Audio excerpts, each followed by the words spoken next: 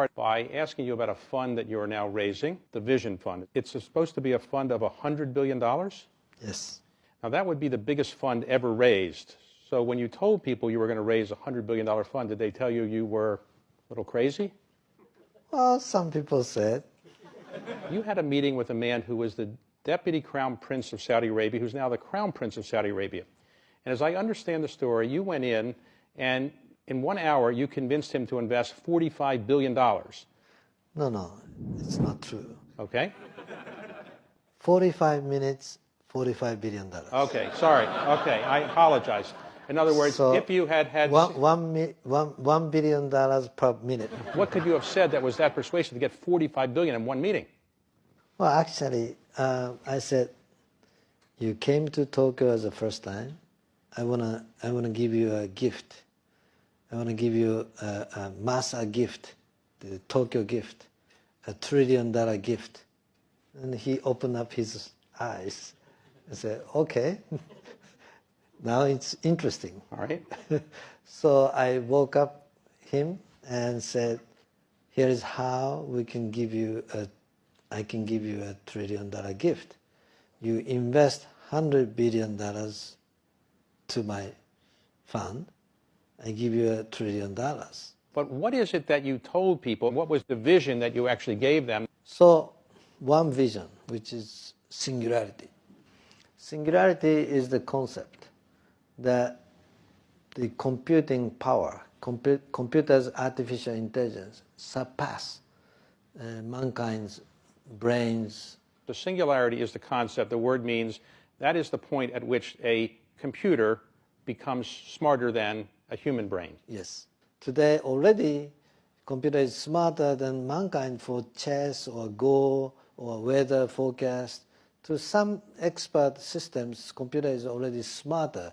But in 30 years, most of the subject that we are thinking, they will be smarter than us. You did not grow up in Tokyo. You grew up in a relatively small town, is that right? Yes. In Japan? Yeah, in the southern part. In the southern part of Japan. So at one point it is said that you were very interested in meeting the head of McDonald's in McDonald's, Japan. Why were you interested in meeting the head of McDonald's? Did you like McDonald's food, or you just, what was it? No, he wrote a book, and that book became the bestseller. I was so impressed and said, oh my God, this is great. And the guy who wrote about it must be great. So how old were you when you wanted to meet him? 16. 16. So you managed to get a meeting with him. I called his assistant, and long distance call. Back then it was so expensive. I made almost 100 calls, 60 calls. And say, this is my name, I'm a student, and could you ask him to share me some time? And could you ask him? And she said, oh, I will try, but he's not going to meet with a student. I said, well, don't decide by yourself. Let him decide. Okay. So I spoke with the assistant, different assistants so many times, and they don't give me the right answer. So I said, okay, this is a waste of my telephone bill. So I flew into Tokyo. And I said, I came because the phone call becoming more expensive than air ticket. So what happened? And I said, well, tell him exactly the way I said. You don't have to look at me. You don't have to talk to me. You can keep on working, whatever you are doing. I just want to see his face for 3 minutes. Okay. So I'm not bothering him. I'm so impressed and respect him. I want to see him.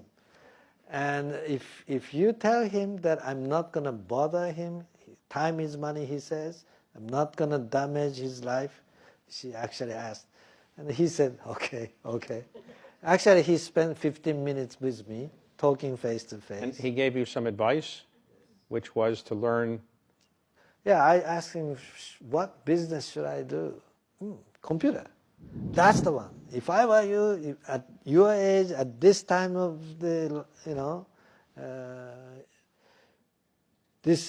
don't look at the past industry, look at the future industry. That's the one, computer industry, that's the one you should focus. If I were you, that's the one. So I said, wow, great. Okay, so he gave you that advice. You're number one in your class, and then you go to University of California at Berkeley. Yes. But when you were there, I understand you were not being a student so much, you were doing business on the side. Well, I was a good student. But I said, 5 minutes I would allow other than study. I have to make money. I want to earn $10,000 per month, and I will allow myself, 5 minutes a day. So I asked my friends, isn't it a good job that I can earn $10,000 in 5 minutes a day? But my friend said, you're crazy, it's impossible, nothing like that. Do you want to sell drug?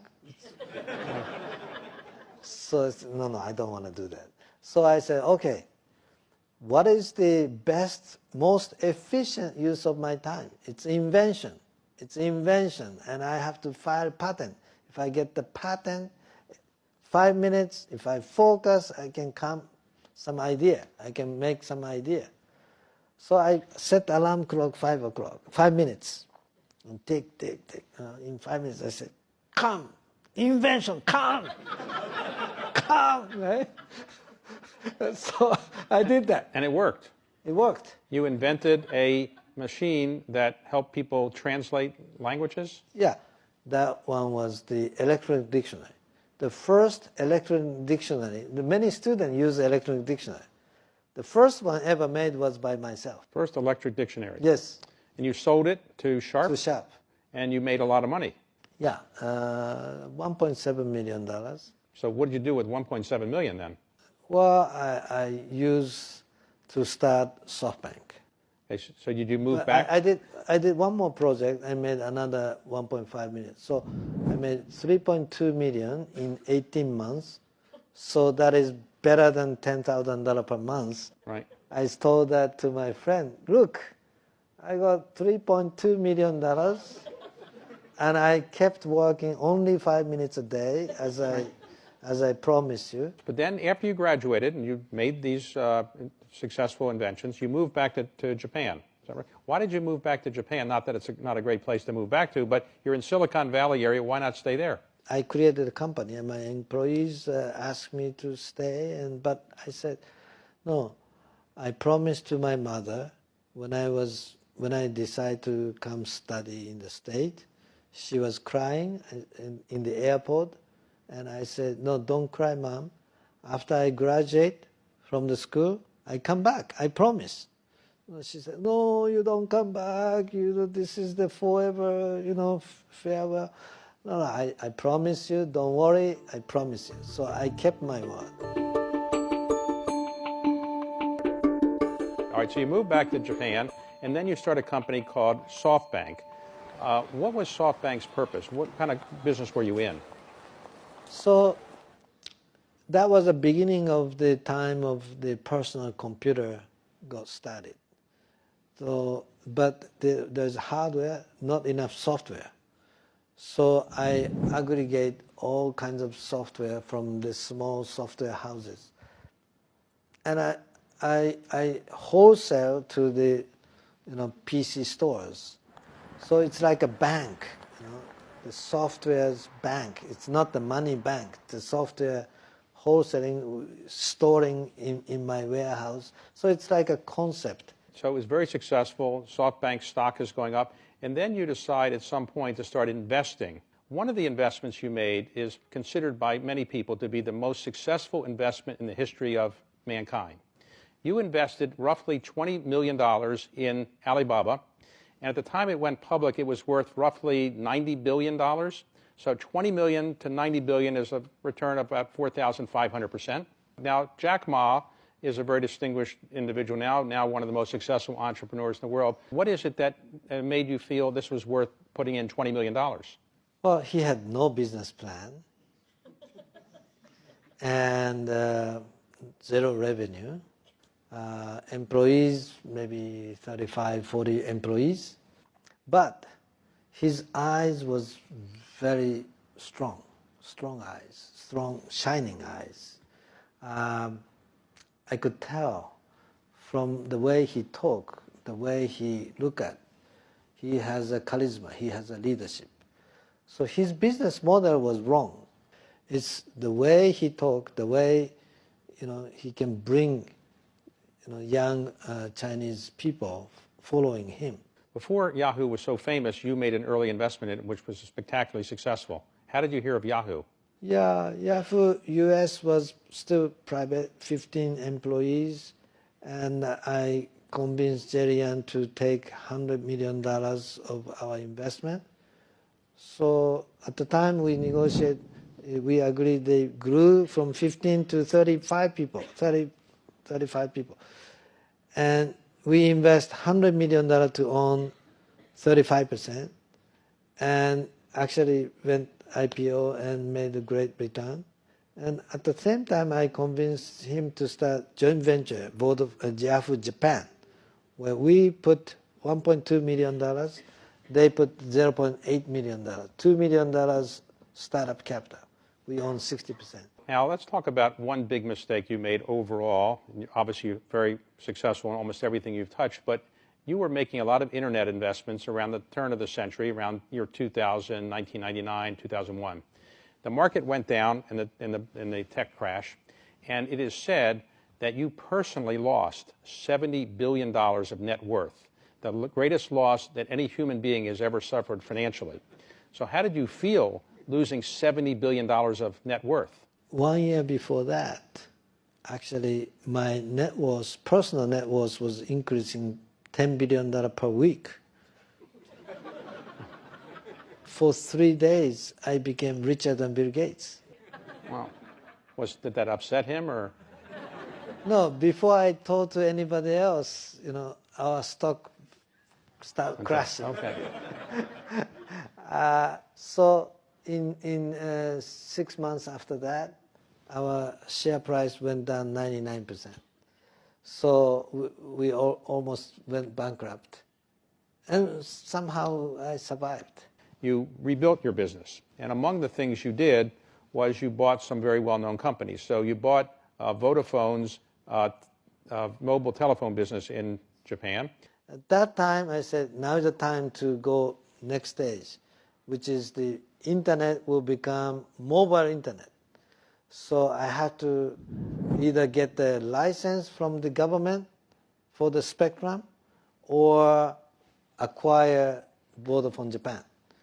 And first I applied for the license to the government, and the government said, no, there is no more spectrum. So I actually sued the government. And, for 1 year, big fight. But then the Vodafone Japan became available. $20 billion. I had $2 billion, so $18 billion short. So where'd you get the money? So I convinced the bank, that the Vodafone Japan, I'm going to turn around and become successful and become great cash flow. Believe me and lend me money. And they did. They did. And it turned out to be very successful. And recently, you did the biggest investment you've ever made in a company called ARM, ARM, which is a semiconductor manufacturer based in London. Why did you spend $31 billion buying a semiconductor manufacturer when many people think that that's not the future? It's actually $34 billion. 34. Yeah. It's not the manufacturer, it's a design house. They design all the chipset.